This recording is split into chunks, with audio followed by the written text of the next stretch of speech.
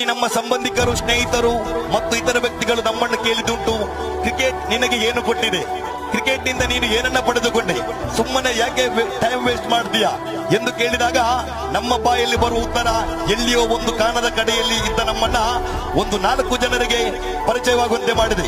ಈ ಕ್ರಿಕೆಟ್ ಯಾರಿಗೂ ಪರಿಚಯವಿಲ್ಲದ ನಮ್ಮನ್ನ ಜಿಲ್ಲೆ, ರಾಜ್ಯಕ್ಕೆ ಪರಿಚಯಿಸಿದೆ.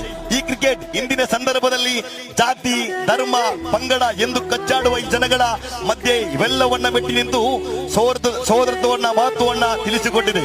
ಈ ಕ್ರಿಕೆಟ್ ಗುರುತು ಪರಿಚಯವಿಲ್ಲದ ಆಟಗಾರನ್ನ ಅಣ್ಣ ತಮ್ಮಂದಿರು ಹಾಗೂ ಒಬ್ಬ ನಿಷ್ಠಾವಂತ ಸ್ನೇಹಿತರಾಗಿ ಬದಲಿಸಿದೆ. ಈ ಕ್ರಿಕೆಟ್ ನಲ್ಲಿ ಗಳಿಸಿದ ಸ್ನೇಹ, ಹೆಸರು ಎಲ್ಲವನ್ನ ಯಾವತ್ತಿಗೂ ಮರೆಯದಿರಿ.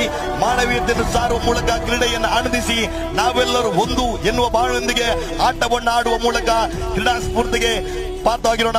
ಜೈ ಕ್ರಿಕೆಟ್, ಎಲ್ಲರಿಗೆ ಮಾದರವಾಗಲಿ. ನೇರ ಪ್ರಸಾರವನ್ನ ಭದ್ರಾ ಮೀಡಿಯಾ ಮುಂದುವರಿಸಿದೆ.